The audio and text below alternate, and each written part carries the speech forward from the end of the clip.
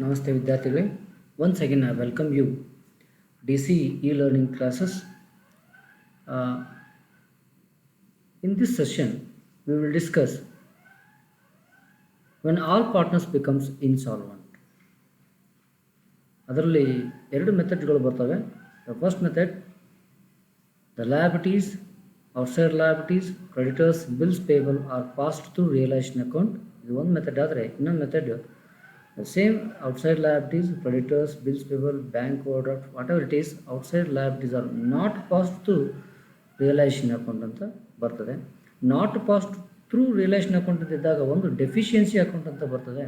ಈ deficiency account ಏನು ಅಂತ ಆ ಪ್ರಾಬ್ಲಮ್ ಸಾಲ್ವ್ ಮಾಡುವಾಗ ನಾನು ಐ ವಿಲ್ ಡಿಸ್ಕಸ್. ಫಸ್ಟ್ ನಾವು when the liabilities are passed through realisation account ಹೇಗೆ ಮಾಡೋದು, and all the partners are become insolvent. ಇಲ್ಲಿ ಗಾರ್ನರ್ ವರ್ಸಸ್ ಮುರಿ ರೂಲ್ಸ್ ನಾವು ಎಲ್ಲಿವರೆಗೆ ಅಪ್ಲೈ ಮಾಡ್ತೀವಿ, ಹೇಗೆ ಮಾಡ್ತೀವಿ ಅನ್ನೋದನ್ನು ಈ ಪ್ರಾಬ್ಲಮ್ ಮೂಲಕ ನೀವು ತಿಳ್ಕೊಳ್ಳಬಹುದು. ಮೊದಲಿಗೆ see the problems. What are the importance of to be noted? When all the partners becomes insolvent, it is not possible to pay the liabilities like creditors, bills payable, etc. in full. ಇದು ನಾವು ಬಹಳಷ್ಟು ನೆನಪಿನಲ್ಲಿ ಇಟ್ಕೋಬೇಕು. So ಇಲ್ಲಿ ಎಲ್ಲ partners insolvent ಇರುವಾಗ ಔಟ್ಸೈಡರ್ಸ್ಗೆ ಸಾಕಷ್ಟು ಪ್ರಮಾಣದಲ್ಲಿ ನಾವು ಪೇ ಮಾಡಬೇಕಿದ್ರೂ ನಮ್ಮ ಕಡೆ ದುಡ್ಡೇ ಇಲ್ಲ ಅಂದಾಗ ಸೊ ಅದನ್ನು ನಾವು ಪೇ ಮಾಡಲಿಕ್ಕೆ ಆಗೋದಿಲ್ಲ ಫುಲ್ಲು. ಸೊ ಅದಕ್ಕೆ it is the mistake of outsiders. So ಎಷ್ಟು ಸಿಗ್ತದೆ, ಎಷ್ಟು ಅಮೌಂಟ್ ಈಸ್ ಅವೈಲೇಬಲ್, ಆ ಅಮೌಂಟನ್ನು ನಾವಿಲ್ಲಿ ಪೇ ಮಾಡ್ತೇವೆ. So the same way they will get only proportionate amount based on there claims out of the cash available including the surplus of private assets of the partners after deducting the realisation expenses. ಮೊದಲಿಗೆ ನಾವು ಈ ಅಸೆಟನ್ನು ಮಾಡಲಿಕ್ಕೆ realisation ಎಕ್ಸ್ಪೆನ್ಸನ್ನು ಕೊಡಬೇಕು. ಅದು ಕೊಟ್ಟ ನಂತರ ಏನು ದುಡ್ಡು ಉಳಿತದೆ ಆ ಅಮೌಂಟನ್ನು ಲಯಬಿಲಿಟೀಸ್ ಅವ್ರಿಗೆ ನಾವು ಪ್ರೊಪೋರ್ಷನೇಟ್ ಬೇಸ್ ಮೇಲೆ, ಅಂದರೆ ಹಂತ ಹಂತವಾಗಿ ಎಷ್ಟು ಜನ ಇದ್ದಾರೆ ಆ ಜನರ ಪ್ರೊಪೋರ್ಷನೇಟ್ ತೆಗೆದು ಅವ್ರಿಗೆ ಹಂಚಿಕೆಯನ್ನು ಮಾಡ್ತೀವಿ. ಸೊ ಒಂದು ರೇಷಿಯೋ ಅಂತ ಕ್ಯಾಲ್ಕುಲೇಷನ್ ಮಾಡ್ತೀವಿ, ಒಂದು ಪ್ರಪೋರ್ಷನ್ ಅಂತ ನೋಡ್ತೀವಿ. ಆ ಪ್ರಪೋರ್ಷನ್ ಪ್ರಕಾರ ಅಷ್ಟು ಬಂದು ಅದು ಸಂಪೂರ್ಣವಾಗಿ ಕೊಡ್ತೀವಿ ಅಂತ ಗ್ಯಾರಂಟಿ ಕೊಡೋದಲ್ಲ ಇಲ್ಲಿ. ಸೊ ಪಾರ್ಟ್ನರ್ಸು ಕೇವಲ ಪ್ರಪೋರ್ಷನೇಟ್ ಮಾತ್ರ ಅಮೌಂಟನ್ನು ಅವ್ರಿಗೆ ತುಂಬಿ ಕೊಡ್ತಕ್ಕಂಥ ವ್ಯವಸ್ಥೆಯನ್ನು ಮಾಡ್ತಾರೆ. ಅಂದರೆ ಅವ್ರಿಗೂ ಇದು ಲಾಸ್ ಪಾರ್ಟ್ನರ್ಸಿಗೂ ಆಗ್ತದೆ, ಜೊತೆಗೆ ಔಟ್ಸೈಡ್ ಲಯಬಿಲಿಟೀಸ್ಗೂ ಇದರಲ್ಲಿ ಲಾಸ್ ಆಗೋ ಚಾನ್ಸಸ್ಗಳು ತುಂಬ ಇರ್ತದೆ, ಲಾಸ್ ಆಗೇ ಆಗ್ತದೆ. ಇನ್ನು because he is insolvent, all partners are insolvent, ಎಲ್ಲರೂ ದಿವಾಳಿ ಆಗಿದ್ದಾರೆ, ಎಲ್ಲರೂ ಪತನವಾಗಿದ್ದಾರೆ, ಎಲ್ಲರೂ ಸೊ ತಮ್ಮ ಕೈಲಿರ್ತಕ್ಕಂಥ ಪ್ರಾಪರ್ಟೀಸ್ನ ಎಲ್ಲವನ್ನೂ ಮಾರಿ ಸೊ ಇನ್ನೂ ಲಯಬಿಲಿಟೀಸ್ ಕೆಲವು ಉಳಿದ್ರೆ ಅದನ್ನು ಯಾರಿಂದನೂ ತುಂಬಿಕೊಳ್ಳಿಕ್ಕೆ ಸಾಧ್ಯವಾಗೋದು. ಆ ಪಾರ್ಟ್ನರ್ಶಿಪ್ ಫರ್ಮ್ ಸಂಪೂರ್ಣವಾಗಿ ಮುಚ್ಚಿ ಹೋಗ್ತದೆ.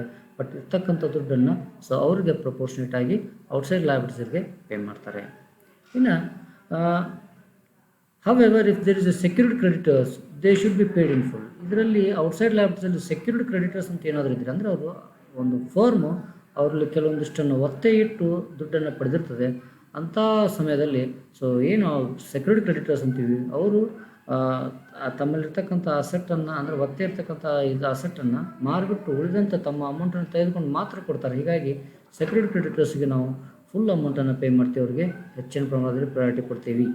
Outside liability cannot be paid in full. So ಹೇಳಿದೆ ಇತರೆ ಲಯಬಿಲಿಟೀಸ್ ಅವ್ರಿಗೆ ನಾವು ಫುಲ್ಲಾಗಿ ಕೊಡೋದಿಲ್ಲ. The capital account should be closed by the transferring of the balance whether debit or credit to the account called deficiency. ಈ deficiency account is specially open for the purpose. ಏಕೆ ಈ deficiency account ನಾನು ಹೇಳಿದೆ, deficiency ಅಕೌಂಟನ್ನು ನಾವು ಯಾವಾಗ open ಮಾಡ್ತೀವಿ ಅಂದರೆ ಒಂದು ಅಸೆಟ್ಸ್ ಒಂದು outside liabilities are not passed through realisation account ಮೂಲಕ ಏನಾದರೂ ಒಂದು ಪಾಸ್ ಮಾಡದಿದ್ದರೆ ಡೆಫಿಷಿಯನ್ಸಿ ಅಕೌಂಟ್ ಅಂದರೆ ಇಂಡಿವಿಜುವಲ್ ಅಕೌಂಟ್ಸನ್ನು ಲಯಬಿಲಿಟೀಸ್ ಅಕೌಂಟನ್ನು ಹಾಕ್ತೀವಿ. ಏನು ಡಿಫ್ರೆನ್ಸ್ ಅಮೌಂಟ್ ಇರ್ತದೆ ಡೆಫಿಷಿಯನ್ಸಿ ಅಕೌಂಟಿಗೆ ಹಾಕ್ತೀವಿ. ಸೊ ಒಂದು ವೇಳೆ ನಾವು ಔಟ್ಸೈಡ್ ಲಯಬಿಲಿಟೀಸನ್ನು ಪಾಸ್ಡ್ ಥ್ರೂ ರಿಯಲೈಷನ್ ಅಕೌಂಟ್ ಅಂದಾಗ ಈ ಡೆಫಿಷಿಯನ್ಸಿ ಅಕೌಂಟ್ ಮಾತ್ರ ನಾವು ಅಕೌಂಟ್ ಓಪನ್ ಮಾಡೋ ಅವಶ್ಯಕತೆ ಇಲ್ಲ. ಸೊ ಇಲ್ಲಿ ಒಂದು ಪ್ರಾಬ್ಲಮ್ ಇದೆ, ಒಂದು ಸಿಂಪಲ್ ಪ್ರಾಬ್ಲಮ್ಸನ್ನು ನೀವು ನೋಡಿರಿ. ಇಲ್ಲೇ problems on all the partners becomes insolvent. A, B, C were partners in a firm sharing profits and losses in the ratio of 5:3:2. They decided to dissolve the firm on 31st/3/2017, on which date their balance sheet was as follows. So ಇಲ್ಲಿ balance sheet ಇದೆ. So A, B, C ಅನ್ನೋ 3 partners ಇದ್ದಾರೆ ನೋಡಿ. So creditors 90,000 ಇದೆ, bills payable 30,000 ಇದೆ, S capital credit balance 20,000 ಇದೆ, ಬೀಸ್ capital 10,000 ಇದೆ. ಅದೇ ರೀತಿ ಕ್ಯಾಶ್ 3,000, ಡೆಟರ್ಸ್ 25,000, ಅದು 2,500 ಆಗಿದೆ, 25,000 ಇದು ಮಾಡ್ಕೊಳ್ಳಿ. So stock 30,000, machinery 35,000, building 40,000 and C's capital ಅದೇನಿದೆ 17,000 ಅಂದರೆ ಡೆಬಿಟ್ ಬ್ಯಾಲೆನ್ಸ್ ಇದೆ. ಸೊ ಅವನು ಇನ್ಸಾಲ್ವೆಂಟ್ ಅಂತ ಇಂಡಿಕೇಶನ್ ಆಗ್ತಾ ಇದೆ. ಅಡ್ಜಸ್ಟ್ಮೆಂಟ್ಸ್ ಇದೆ ನೋಡಿ. Assets are realised as follows. Stock realise 50% of the book value.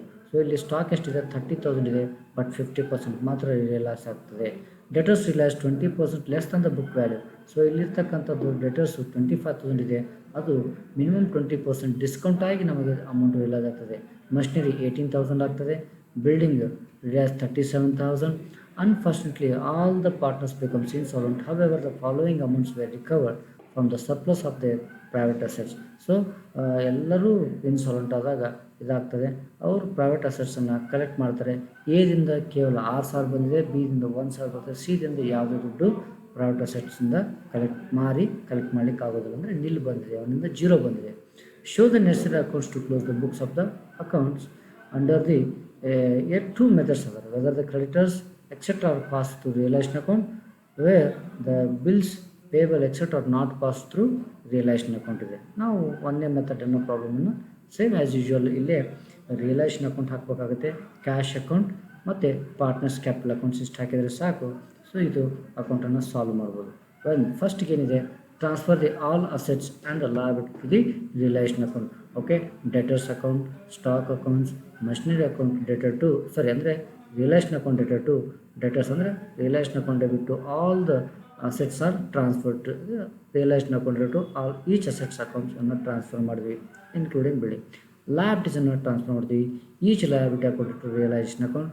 Creditors account 90,000 ಇದೆ, ಬಿಲ್ಸ್ ಪೇಬಲ್ 30,000 ಇದೆ. ಸೊ ಇಲ್ಲೇ ಅವರಿಗೆ ಮುಂದಿರ್ತಕ್ಕಂಥದ್ದು ಏನು ಪಾರ್ಟ್ನರ್ಸ್ ಬ್ಯಾಲೆನ್ಸ್ ಇದೆ, ಕ್ಯಾಶ್ ಅಕೌಂಟ್ ಬ್ಯಾಲೆನ್ಸ್ 3,000 ಇತ್ತು. ಪಾರ್ಟ್ನರ್ಸ್ ಅಕೌಂಟದ್ದು ಏನು ಬ್ಯಾಲೆನ್ಸ್ ಇದೆ ಆ ಅಮೌಂಟನ್ನು 20, 10 ಟ್ರಾನ್ಸ್ಫರ್ ಮಾಡಿದ್ದು. ಬಟ್ ಸಿದು ಡೆಬಿಟ್ ಬ್ಯಾಲೆನ್ಸ್ ಇದೆ, ಅದು 17,000 ರೂಪಾಯಿ ಈ ಸೈಡ್ ತೋರಿಸಿದ್ವಿ. ಅವ್ರಿಗೆ ಸಂಬಂಧಪಟ್ಟದ್ದು ಏನಾದರೂ ಪ್ರಾಫಿಟ್ ಇದ್ದರೆ ನಾವಿಲ್ಲೇ ಟ್ರಾನ್ಸ್ಫರ್ ಮಾಡಬೇಕು, ಬಟ್ ಯಾವುದೇ ಪ್ರಾಫಿಟ್ ಇಲ್ಲ.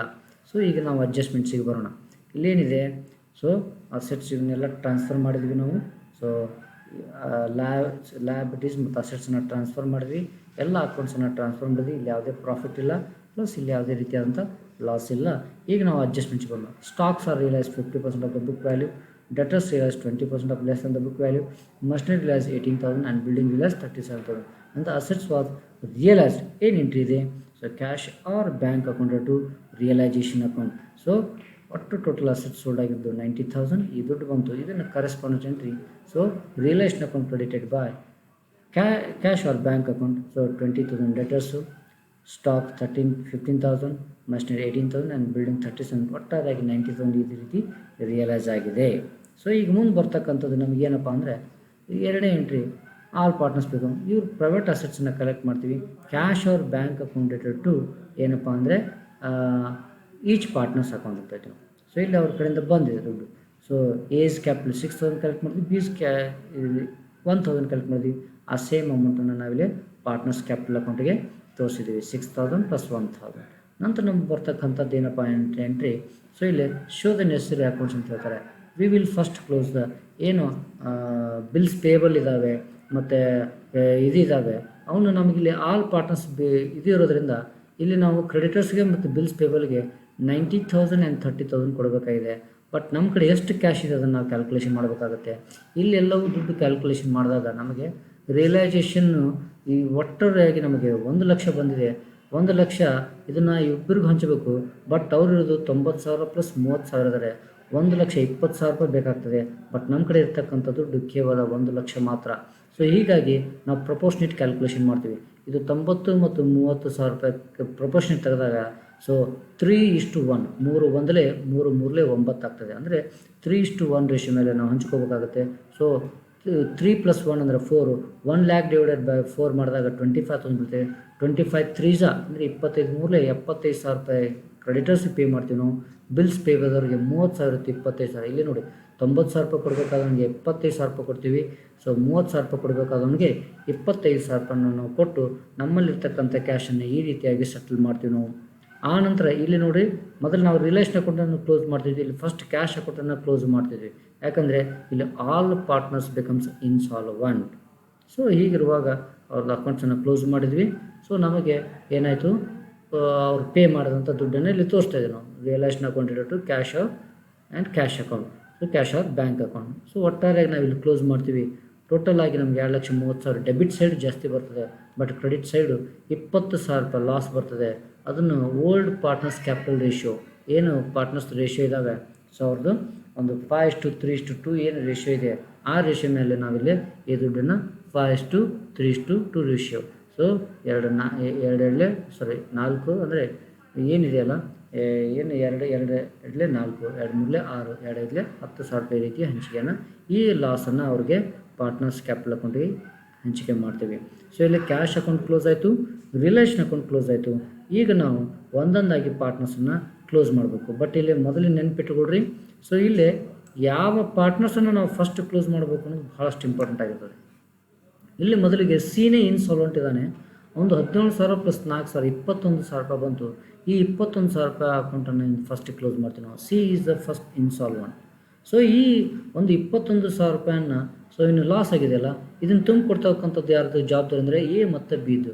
ಅವರು ಇನ್ಸಾಲ್ವೆಂಟೇ, ಬಟ್ ಆದರೆ ಅವನಕ್ಕಿಂತ ಬಿಫೋರ್ ಏನು ಸಿಗಿಂತ ಮೊದಲು ಸ್ವಲ್ಪ ಸಬಲರಿರ್ತಕ್ಕಂಥದ್ದು ಎ ಮತ್ತು ಬಿ ಇದ್ದಾರೆ, ಅವರು ಕ್ಯಾಪಿಟಲ್ ರೇಷನ್ ನಾವು ಕ್ಯಾಲ್ಕುಲೇಷನ್ ಮಾಡ್ತೀವಿ.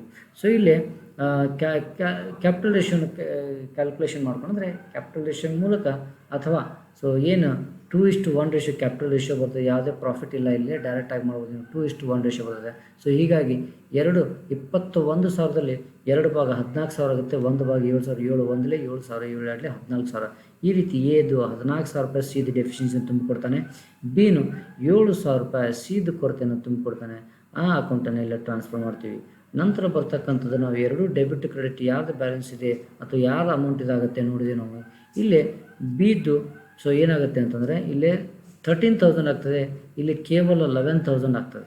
ಸೊ ಹೀಗಾಗಿ ನಾವು ಬಿದು ಮೊದಲು, ನಂತರ ಸಿ ಮುಗಿದ ನಂತರ ಬಿದು ಕ್ಲೋಸ್ ಇದು ಮಾಡ್ತೀವಿ. ಡೆಬಿಟ್ ಬ್ಯಾಲೆನ್ಸ್ 13,000 ರೂಪಾಯಿ ಬರ್ತದೆ, 13,000 ರೂಪಾಯಿ ಆಗಿದೆ. ಇವನಿಗೆ 2,000 ರೂಪಾಯಿ ಕೊರತೆ ಬರ್ತದೆ, ಅದನ್ನು ಎ ತುಂಬಿಕೊಡ್ತಾನೆ. A is a solvent partner ಆಗಿರ್ತಾನೆ ಬಿಗಿಂತ ಸ್ವಲ್ಪ. ಹೀಗಾಗಿ 2,000 ರೂಪಾಯಿ ತುಂಬಿಕೊಡ್ತಾನೆ. ಸೊ 2,000 ರೂಪಾಯಿ ಅಕೌಂಟನ್ನು ನಾವು ತೋರಿಸ್ತೀವಿ, ಬೀಸ್ ಡೆಫಿಷಿಯನ್ಸಿ ತುಂಬಿಕೊಟ್ಟಿದ್ದಾನೆ. ಬಟ್ ಇಲ್ಲೇ ಎದ ಒಂದು ಯಾವುದೇ ರೀತಿ ಅಮೌಂಟ್ ಬರೋದಿಲ್ಲ, ಯಾವುದೇ ಅಮೌಂಟ್ ಉಳಿಯೋದಿಲ್ಲ.